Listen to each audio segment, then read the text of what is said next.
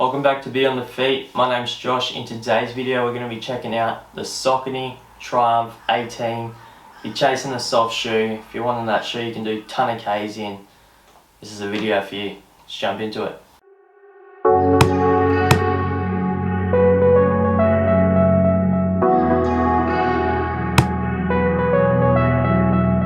So the Triumph 18 is designed for a neutral runner, so if you're someone who needs that max cushioning underneath the foot but not a ton of stability, this shoe will work really well. It's just extremely soft under the foot, extremely durable, and it does feel really comfy wrapping around the whole foot. So if you're someone who just wants that nice plush cushion feel, whether you're running 5k, 10k or even a full marathon, this shoe is going to work really well. Before I break down what goes into the shoe, I want to tell you what I like about it. Overall, just when you put it on the foot, it feels really soft, plush, and just comfy overall. It's just like that shoe you put on feels really luxurious to start with. Your midsole cushioning is amazing in this guy with that full Power Run Plus, so that one unit running all the way through the shoe. You got a 32.5 to a 24.5 at your front, so just a ton of cushioning under the shoe. I think on the market right now, this is the softest daily trainer that you're going to be able to pick up. Argue with me if you want, say the Ultra Boost is a little bit softer, but go run a marathon in the Ultra Boost and see how you feel after it. Whereas if you pick this up, go run a marathon, it's going to be plush the whole way through and give you that nice bounce back at the same time. Other things I really like about the shoe is the upper. It's a really nice dialed in fit around the foot. Still flares out a little bit at your toe box area, so you're able to wiggle those toes a bit, but just that nice padded upper. I think on last season's model, the upper was almost too padded, like too much cushioning on the upper, and it did get quite hot, especially here in Australia. However, I do think this one's going to breathe a little bit nicer, a bit more dialed in across that midfoot, and your lockdown at the heel is great on it. So you sit nice and deep back into that heel counter there, and just overall it locks you in really well. Really padded heel collar as well as the tongue. So I really just like the plushness and the softness of the shoe. It's not going to be the quickest shoe you're going to pick up, but if you need something that's going to be easy on the joints, easy on the body, and just something to throw a ton of Ks into, that's going to be really soft, pick up the Triumph 18 and I don't reckon you can go wrong with it.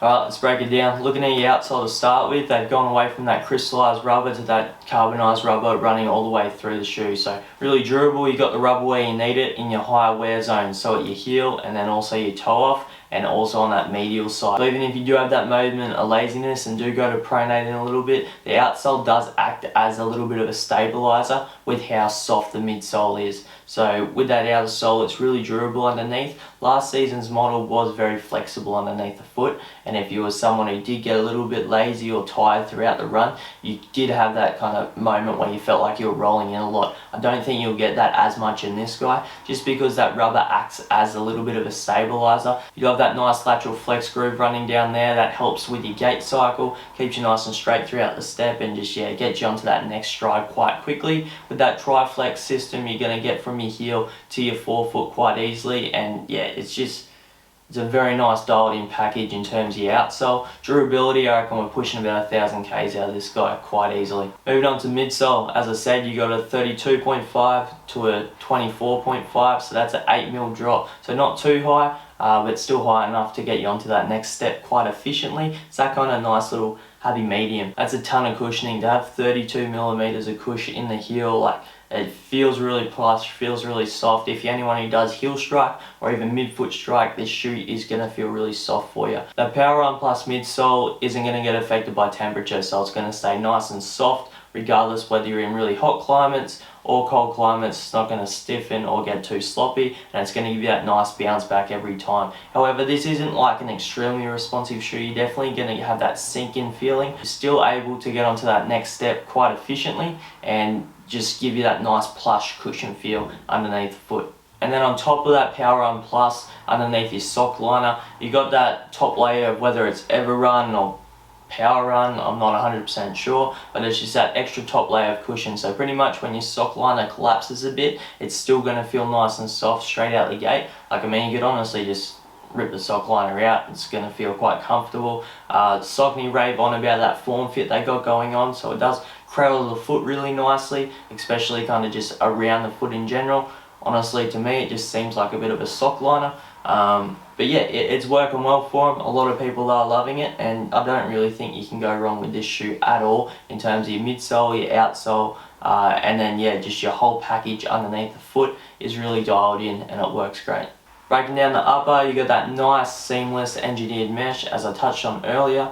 Last season's model was a bit thick, a bit too much going on. This one is still fairly thick in comparison to like a Freedom or something like that. However, you do have that nice aeration at your forefoot area, and then just that nice lockdown around your midfoot and also your heel counter. Overall, that nice lockdown. Again, moving away from that ISO series that they did a couple years ago. You just got that kind of stock standard lacing system. Nice thick laces on it as well. And then also that 3D engineering around that area as well. So the shoe shouldn't blow out too much. It's going to hold its shape really nicely and just give you that nice lockdown with that gusseted tongue as well. Makes for that nice secure fit. Shouldn't get the tongue slipping to either side, and it's going to feel really comfy. Again, your heel counter is nice and deep and very padded around the collar. So if you're someone who likes that more cushion feel around the back of the foot, this shoe should work really well for you. Not my choice of colour personally, but however, it's not a bad looking shoe. Nice and sleek in design. There's nothing on there that shouldn't be on there. And at that $250, that's Australian, $150 US, you got a ton of cushioning under the foot.